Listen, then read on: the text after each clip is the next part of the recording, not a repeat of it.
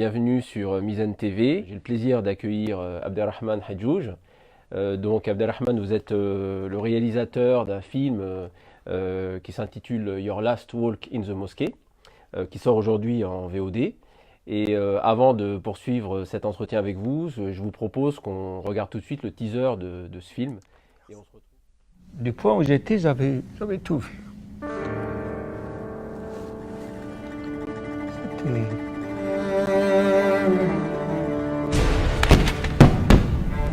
On en vient à cet attentat dans une mosquée au Canada. Un ou deux tireurs cagoulés ont donc tué 6 personnes pendant la prière. Jamais le pays n'avait connu cela. En pleine nuit, le Premier ministre du Québec, très ému, intervient devant la presse. Nous partageons tous et toutes le sentiment d'horreur, d'incrédulité qui nous a envahis lorsqu'on a appris cette nouvelle. Je pense qu'on se dit tous spontanément, chez nous à Québec.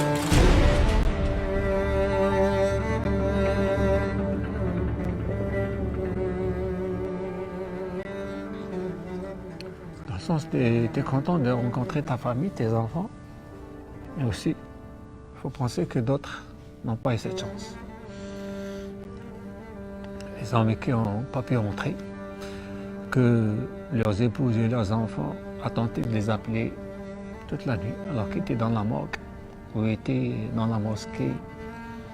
Moi, je pleure, je sais, je pleure, je le sais. Mais je me dis, Dieu, tu sais, au fond de moi, je pleure, mais c'est pas parce qu'il est décédé, c'est parce qu'il n'est pas là.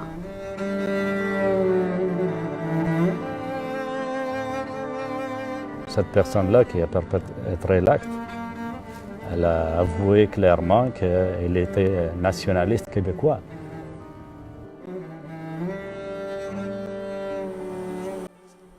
Je marchais dans la mosquée. Je ne marche plus. Ta dernière marche était dans la mosquée. Ta dernière marche était dans la mosquée. Voilà donc pour...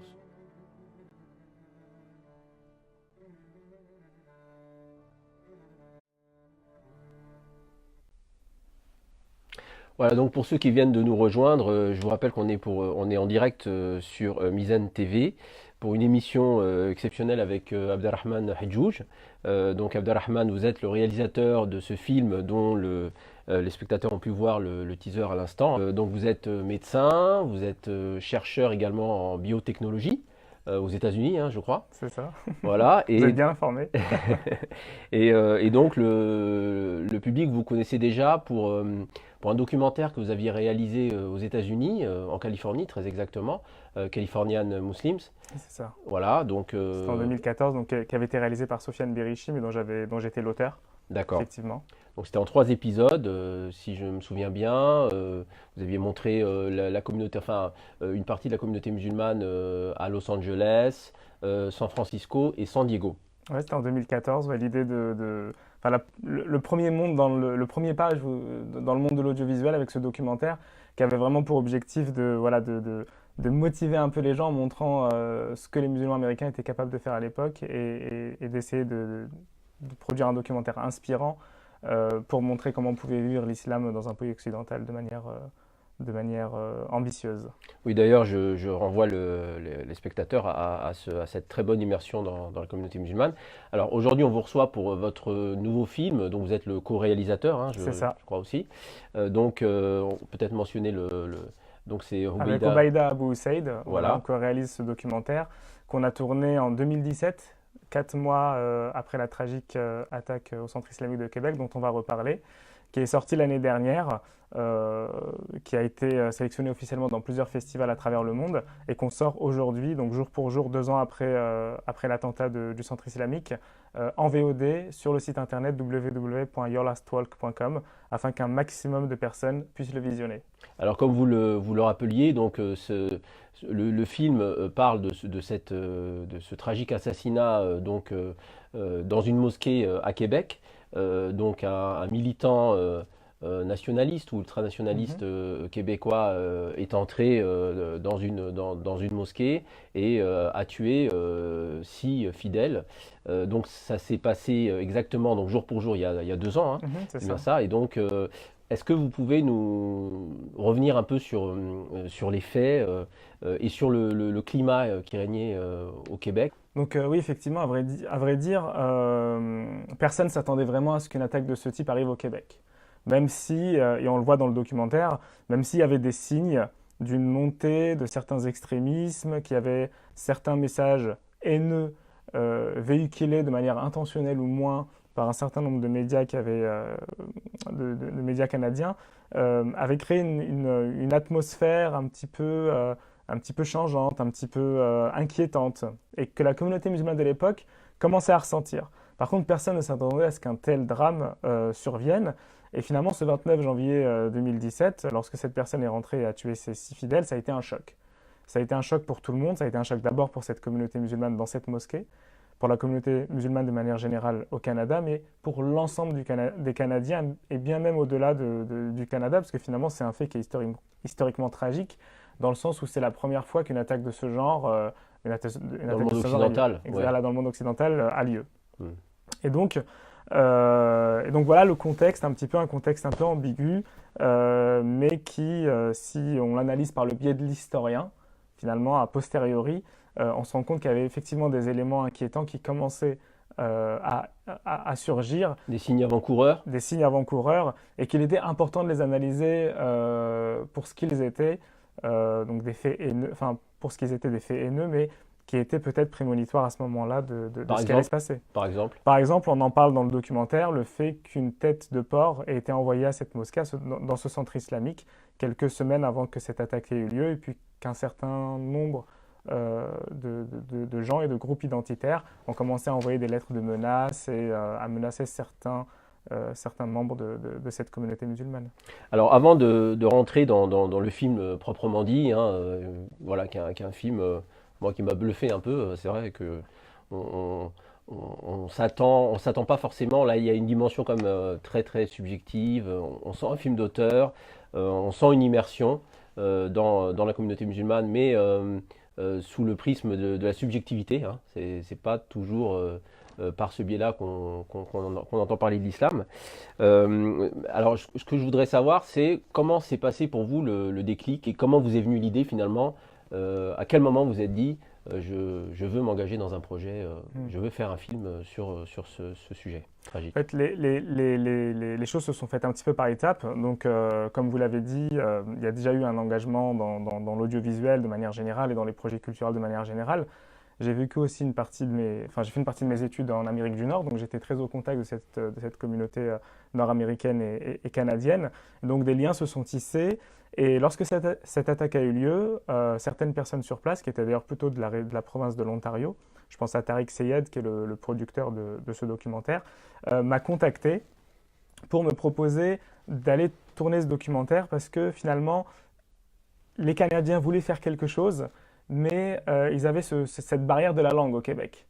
Les musulmans canadiens anglophones sont très impliqués dans la culture et l'audiovisuel de manière générale, un peu moins du côté francophone, mais il y avait des musulmans français en l'occurrence, c'est par ce biais-là qui m'a connu, pour mettre en place ce projet. C'est comme ça que les choses se sont faites. Et j'ai tout de suite pensé à Rubeida pour ce travail, parce que c'est quelqu'un qui est extrêmement talentueux, qui a fait ses preuves aussi dans le monde audiovisuel, et je savais que le sujet allait particulièrement l'intéresser. C'est comme ça qu'on a tous les trois commencé à discuter, à réfléchir à la façon dont on allait parler de ce fait tragique, tout en sachant qu'on ne voulait pas forcément faire un reportage ou un film institutionnel, et qu'on avait l'idée de faire un film avec nos valeurs, avec nos idées, et c'est comme ça que la décision a été faite. Ensuite, sur le plan, on va dire, plus technique de la réalisation, on a décidé qu'on n'allait pas forcément entrer dans le détail de tout ce qui a pu se passer, pour essayer d'avoir aussi un regard neuf, un regard plus objectif, tout en sachant pertinemment ce qui s'est passé, parce que forcément les informations ont été tragiques à ce moment-là et ont été diffusées dans le monde entier. Mais malgré tout, on n'est pas rentré dans le détail, on n'a pas voulu contacter tous les gens impliqués dans cette tragédie au départ. On a voulu aller sur le terrain et voir où le terrain allait nous mener. Alors vous disiez, ça a été enfin, cette tragédie est une première, il me semble que c'est une première dans l'histoire du monde occidental. Et donc vous vous êtes dit, il faut laisser une trace, il faut livrer des témoignages, il faut que la gravité de ce qui s'est passé, il faut réaliser une œuvre proportionnelle pratiquement à cette gravité pour marquer et essayer de comprendre ce qui s'est passé. C'est ça c'est ce sentiment qui vous a animé? Alors ça, c'était le sentiment initial, le sentiment de se dire, mais c'est quelque chose qui est vraiment, qui est historiquement tragique. On ne peut pas passer à côté de ça sur le plan de l'information, d'une part. Et deuxièmement, malheureusement, en France, l'information avait été très peu traitée aussi. Elle avait été très peu diffusée dans les médias principaux, on en avait peu parlé, beaucoup moins qu'au Canada, mais ça on peut le comprendre, mais aussi beaucoup moins que dans d'autres pays, notamment l'Angleterre, notamment d'autres pays d'Europe. Et donc on s'est aussi interrogé sur notre responsabilité vis-à-vis de l'information, vis-à-vis de la transmission de ce fait, d'autant qu'en France, on peut faire un parallèle avec certains événements. Et lorsqu'on pense par rapport à cette tête de porc dont j'ai parlé initialement, c'est des faits qui se sont aussi produits en France. Donc en tant que Français, vous vouliez alerter, c'est une manière aussi de dire attention, ce qui s'est passé au Canada peut se passer en France. C'est un peu ça, c'est alerter l'opinion publique par rapport à ça? Alors il y a d'une part le devoir d'informer de ce qui s'est passé, qui est, on va dire, le sentiment journalistique prioritaire.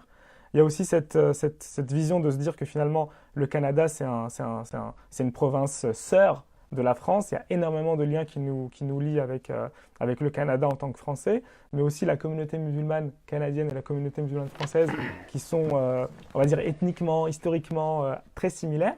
Et donc finalement, c'était tout à fait logique pour nous d'y aller.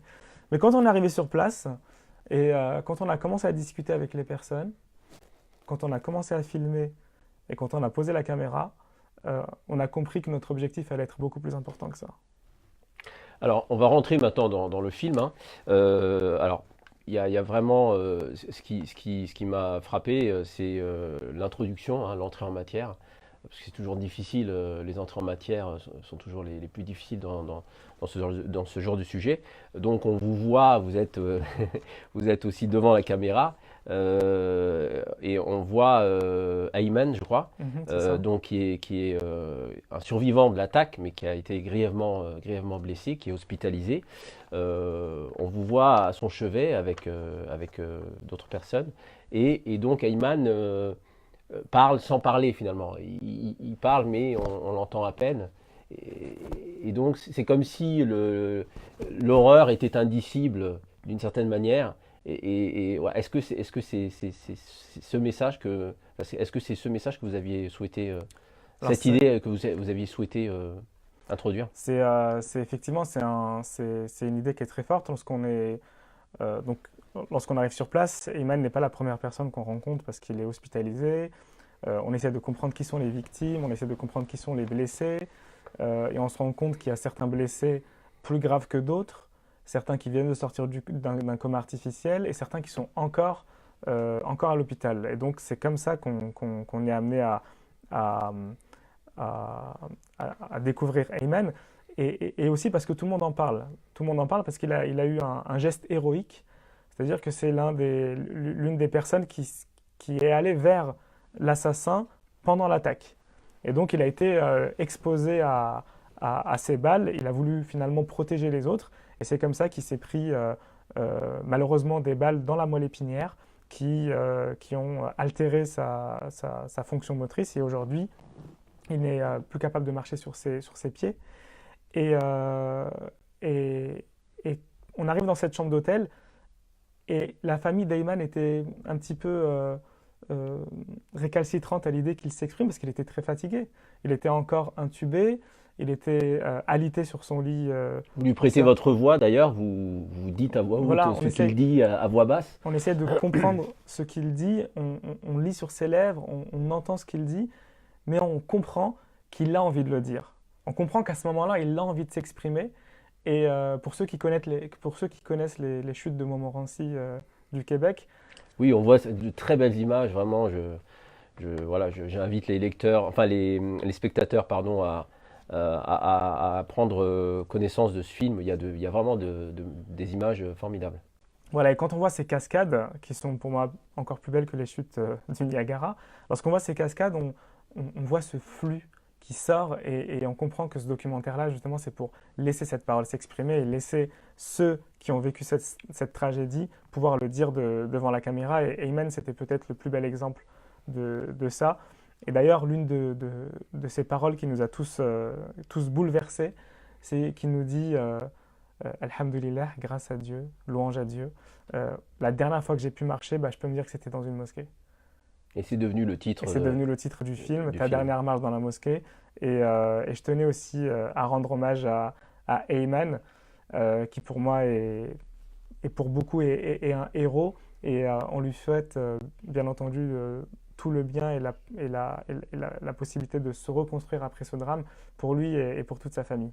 Alors, on voit différents témoins survivants de cette attaque s'exprimer, comme Hakim et d'autres.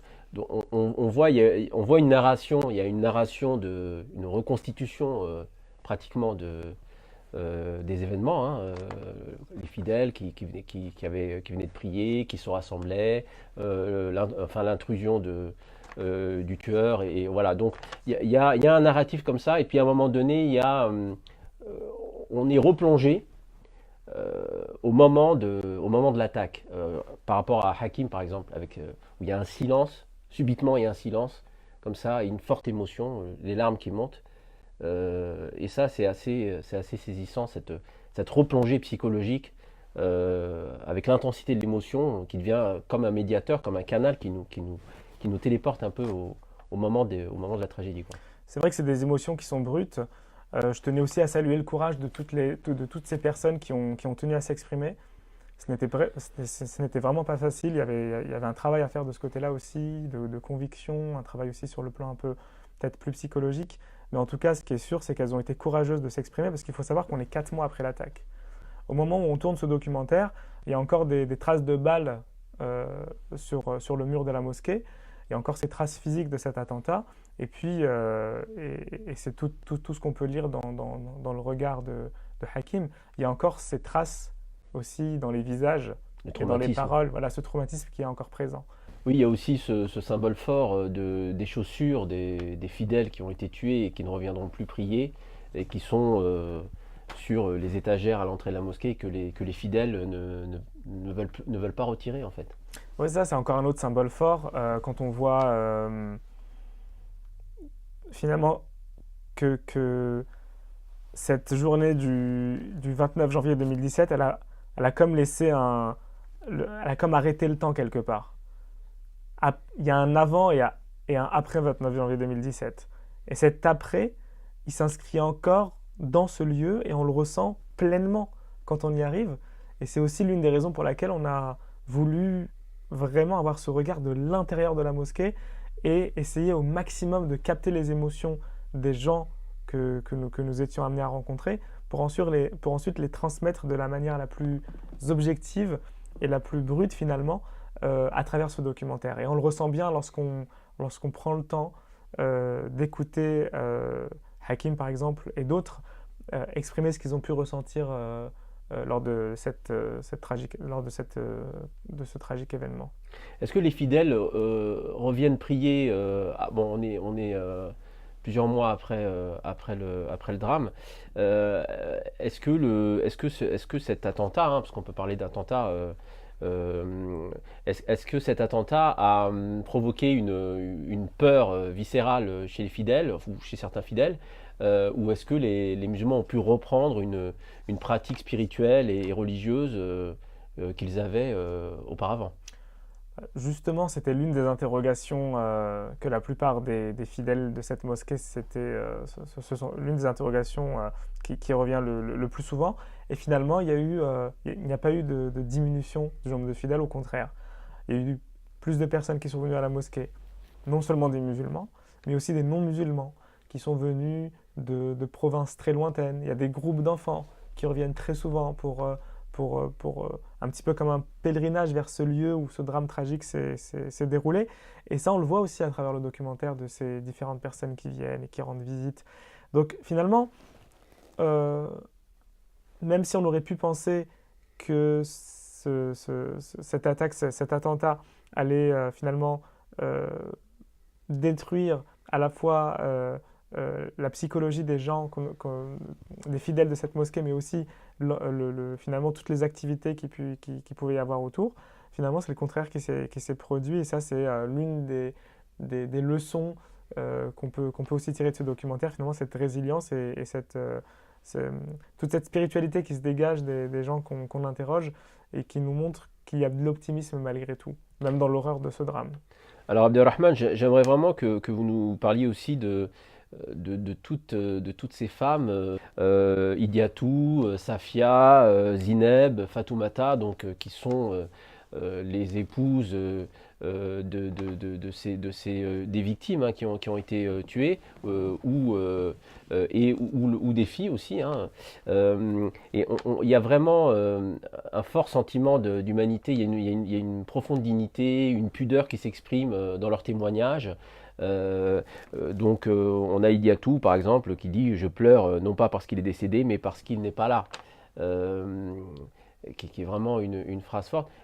Comment se sont passés le tournage, la rencontre avec ces femmes? Ça n'a pas été toujours facile. Ça a été même, je dirais, très difficile d'avoir certains témoignages, certains plus simplement que d'autres, mais il y a toujours eu énormément d'émotions, énormément de difficultés aussi à s'exprimer, parce qu'on est encore une fois 4 mois après l'attentat, donc la douleur est encore présente, la mémoire est encore de ces faits est presque physique, hein, elle est presque somatisée chez ces femmes-là notamment, mais malgré tout, dans toute cette émotion, il y a une force qui se dégage. Cette résilience qui tient peut-être à la spiritualité et le sacré du lieu dans lequel s'est déroulé cet attentat. Mais en même temps, finalement, dans ce documentaire, on revient à l'humain.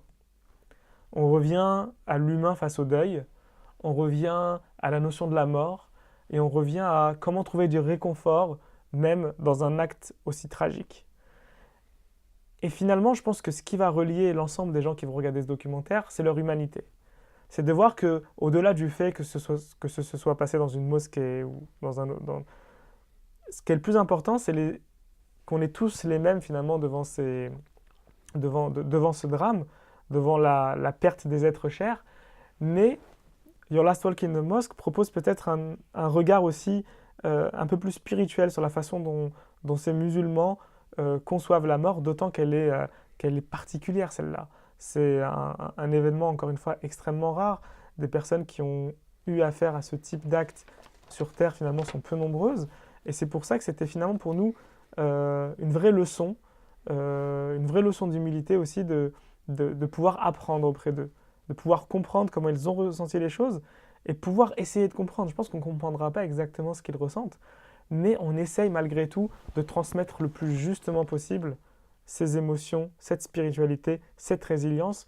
Et je pense que c'est vraiment ce qui fait la force de ce documentaire. Alors vous disiez vous parliez de la foi et de la spiritualité dans le rapport à la mort, hein, qui est très présent dans les témoignages, hein, des témoins. Et justement, je me disais en regardant votre film que finalement, pour comprendre certains propos qui sont tenus, il fallait être au fait d'une certaine manière des codes religieux, de certains codes religieux de l'islam, et que peut-être certaines personnes du public qui ne seraient pas au fait, hein, donc des non-musulmans ou des personnes qui ne connaissent pas bien ces codes-là, pourraient trouver certains propos dérangeants quand certains témoins disent qu'ils sont un peu jaloux, ou quand il y a beaucoup de remerciements sur la mort, ou le souhait justement d'avoir cette fin-là.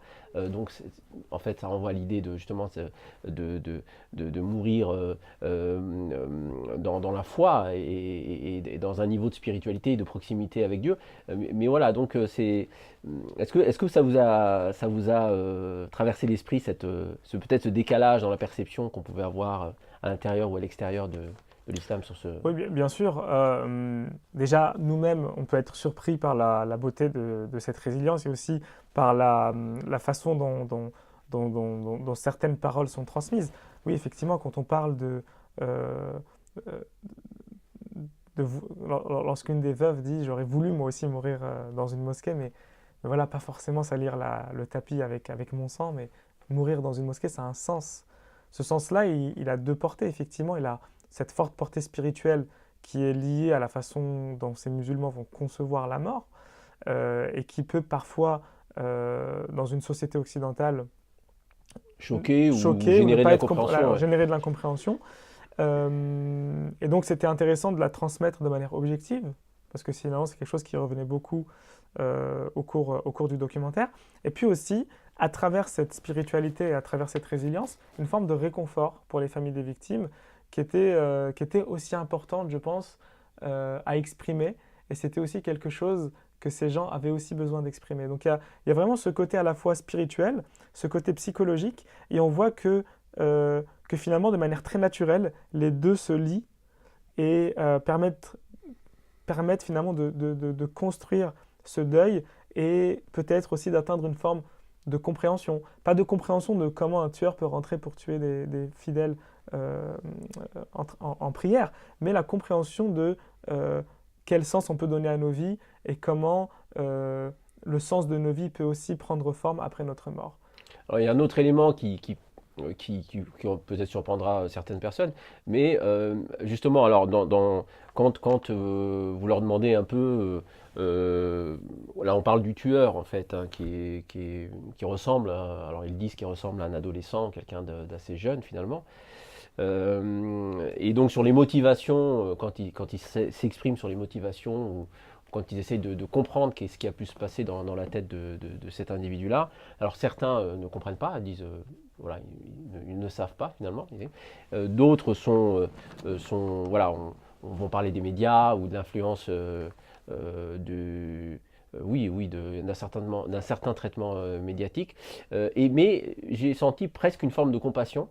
On voit chez Safia qui avait de la pitié pour cet homme qui portait le poids de la responsabilité, elle le dit à un moment donné, de tous ces morts et de tous ces orphelins aussi, de tous ces enfants qui ne verront plus leur père. Est-ce que vous diriez que c'est exagéré de parler d'une certaine forme de compassion y compris pour la famille du tueur?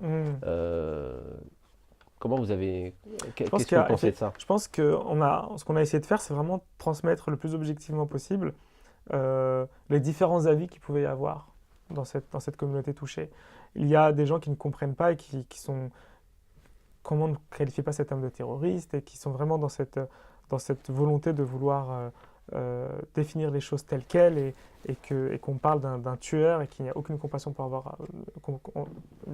peut avoir vis-à-vis d'un tueur. Et puis on a d'autres personnes qui vont avoir de la compassion dans le sens où ils vont finalement même pas en vouloir à cette personne, qui vont plus avoir de la pitié pour lui qu'autre chose, et effectivement de la pitié pour ses parents. Et on voit effectivement toute cette humanité qui s'exprime dans ces différents avis. Et puis, il y a ceux comme Hakim qui sont au-delà de ça, qui ne cherchent même pas vraiment à comprendre sociologiquement le pourquoi du comment et de comment un tel acte peut venir, mais qui s'interrogent sur le futur, sur les enfants, sur leur santé psychologique, et comment à partir de ce drame, on peut reconstruire une communauté, une province et tout un pays, et l'importance finalement de cet optimisme qui, encore une fois, a toute une valeur spirituelle, symbolique forte. C'est cette croyance en Dieu finalement qui va permettre à tout le monde d'aller au-delà. Mais avoir des avis différents sur la façon dont on va qualifier ce terroriste, On peut employer ce Ils le terme. disent d'ailleurs, ils disent, Mhm. voilà, le Premier ministre Justin Trudeau donc a qualifié l'assassin de terroriste, il a qualifié l'attentat, il a qualifié le drame d'attentat. Par contre, la qualification juridique, elle, c'est ce qui est expliqué, Oui. hein, n'enlève pas du terrorisme parce que, peut-être nous dire un mot là-dessus. Oui, voilà, ça aussi c'est quelque chose qui est intéressant. On ne qualifie pas l'acte automatiquement de terrorisme parce que la personne n'est pas liée à une organisation terroriste. C'est un loup solitaire, quoi. Voilà, mais finalement cette personne se revendique d'une certaine idéologie, du nationalisme québécois, et on en parle dans ce documentaire. Donc finalement, il y a cette injustice aussi, on la ressent, cette frustration de se dire que si la personne n'est pas musulmane, ben, on essaye de lui trouver des excuses et on essaye de masquer le fait que c'est un attentat terroriste. Mais si ça avait été un musulman, ben là les conclusions auraient été automatiques. Donc ça, c'est quelque chose, c'est une forme d'injustice aussi, et les gens qu'on interviewe au travers de ce documentaire le disent clairement, bien qu'on ait 4 mois après cet attentat, et que peut-être que ce qui prévaut encore à ce moment-là, c'est le deuil et finalement toute cette force spirituelle qui se dégage. Mais la question sociétale, elle se pose, on la pose avec pudeur, on essaie de la poser de la façon la plus objective possible aussi. Et finalement, ce débat, il a lieu de manière dans la narration du documentaire, et je pense que ça va énormément intéresser les gens qui vont le regarder. Alors pardon, une des grandes forces de votre film, vraiment, c'est de montrer des personnes que nous avons l'habitude de voir en général plutôt dans la peau du méchant, si je peux dire les choses comme ça. Donc des musulmans pratiquants, des personnes qui fréquentent les mosquées, et bon, on ne peut pas s'extraire. Je pense qu'il est important quand même de rappeler tout le contexte depuis de nombreuses années d'ailleurs. On ne peut pas s'extraire de ce contexte médiatique d'une certaine actualité hein, sur le terrorisme en général. Et vraiment, voilà, la force de votre film, c'est vraiment de restituer à ces personnes leur humanité, qu'une certaine médiatisation, qu'elle soit volontaire ou involontaire, mais voilà, avec le temps, il y a une espèce d'effet cumulé d'une certaine médiatisation qui influence les consciences. Et je trouve vraiment que cette force de nous replonger au cœur de la subjectivité des individus, l'émotion, le rapport à la mort, le rapport à la famille, le rapport à l'amour familial, c'est vraiment quelque chose qui est très présent. Je pense que déjà, ce qui était important, c'est de revenir à l'humanité des gens qui sont partis. Parce que souvent, quand on parle d'un attentat, on sait qu'il y a des personnes qui sont mortes, mais finalement, on ne sait pas qui sont ces personnes. Donc mettre finalement un visage sur les noms de Ibrahima, de Sofiane, d'Abdelkrim, de Khaled, de Mamadou et de Sofiane, c'était aussi important à faire, d'une part, pour pas qu'on les oublie. Et aussi, finalement, quand il y a des gens qui meurent, il y a aussi des veuves derrière, il y a aussi des orphelins, il y a aussi des blessés. Et on a tendance un peu à oublier et à être un petit peu sur le plan quantitatif du nombre de morts qu'il y a eu, et on juge la gravité d'un acte en fonction de... Et ça, cette notion finalement journalistique, qui doit répondre à l'excitation du temps médiatique, nous, on prend le contre-pied. Et dans le temps cinématographique, on peut poser les questions, et on a le temps de l'écoute, et on a le temps de la compréhension finalement. Et c'est ça la beauté du cinéma finalement, c'est de se dire qu'on peut s'intéresser à un sujet de manière beaucoup plus longue et essayer de refléter l'ensemble des dimensions qu'il peut prendre, à la fois sur le plan spirituel, et c'est une force de ce documentaire, mais aussi sur le plan de la compréhension des faits sociétaux, et sur le plan tout simplement de l'information telle qu'on ne l'a pas forcément reçue, nous qui habitons à des milliers de kilomètres. Alors, peut-être la dernière question que je voulais vous poser, dans ce film, on peut parler presque de huis clos, hein. On est essentiellement dans l'enceinte de la mosquée et parfois chez les domiciles des familles. Et finalement, on se pose la question, il n'y a pas énormément d'interaction avec le monde extérieur, c'est-à-dire dans la société en général, la société canadienne, la société québécoise, et notamment avec les Québécois. Alors, on pourra dire un tout petit mot sur l'église et sur les scènes qui sortent de la mosquée, effectivement.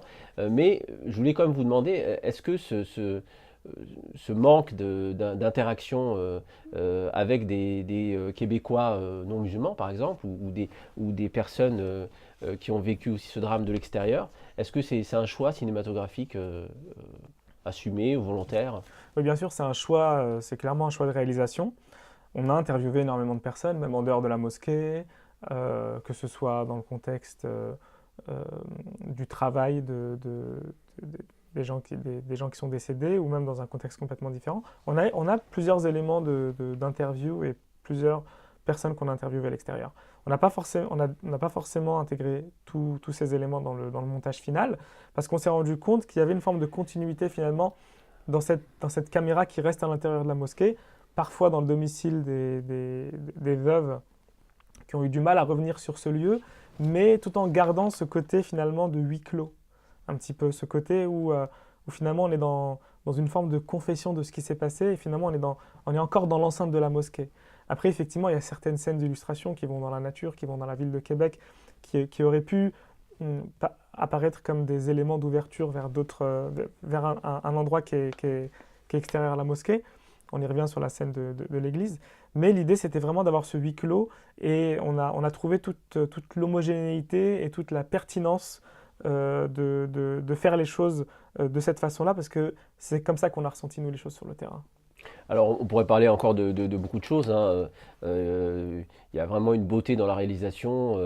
Il y a des agencements très forts entre un imam qui prie et des images dans une église. Où on voit d'ailleurs, je crois, des musulmanes. Et puis aussi la récitation de la Fatiha avec que les musulmans connaissent bien. Avec la fin de la Fatiha, Waladdallin, on ne peut s'empêcher de donner un sens à ce mot qui convient en pensant au tueur et en pensant justement à cet égarement qui est aussi l'égarement de la folie du terrorisme en général et de la folie du racisme ou du meurtre. Et vraiment, je recommande votre film. Hein. Donc, je rappelle qu'il sort en VOD aujourd'hui. C'est ça. Qu'il est disponible sur le site yourlastwalk.com. C'est ça. Pardon. Et donc, on mettra le lien sur la page Mizzen Info. Voilà, donc c'est la fin de cet entretien. Merci beaucoup pour votre invitation. Merci et puis voilà, on espère accepté. qu'un maximum de personnes puissent le voir, ce documentaire surtout, et se faire leur propre idée. Et encore une fois, ce qui est important, c'est d'essayer au maximum comment dirais-je, s'immerger de la façon la plus objective possible dans ce que nous, on a vécu lorsqu'on était sur place. C'est ce qu'on a essayé de faire avec ce documentaire et on espère vraiment que les émotions brutes qu'on a essayé de capturer vont arriver dans les domiciles de ceux qui vont le regarder. Merci Abdelrahman, c'est vous. la fin de cette émission. Je vous remercie de nous avoir suivis et je vous dis à très bientôt sur Mizzen TV.